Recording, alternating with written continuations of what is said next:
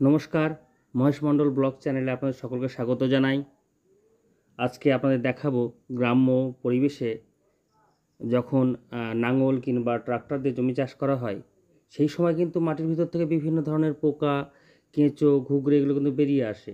এগুলো খাওয়ার জন্য পাখিরা এসে জমায়েত করে, যেমন বক পাখি, শালিক পাখি। আজকে তো দেখছি প্রচুর পরিমাণে এখানে বক এসেছে, দেখে কিন্তু ভালোই লাগছে। অ্যাকচুয়ালি আমাদের এই অঞ্চল থেকে প্রায় 5 থেকে 7 বছর আগে পাখিদের কি একটা রোগ হয়েছিল, তারপর থেকে বক পাখি, শালিক পাখি, অন্যান্য বহু পাখি প্রায় বিলুপ্ত হয়ে গেছিলো। এবছর দেখছি প্রচুর পরিমাণে পাখি দেখা যাচ্ছে।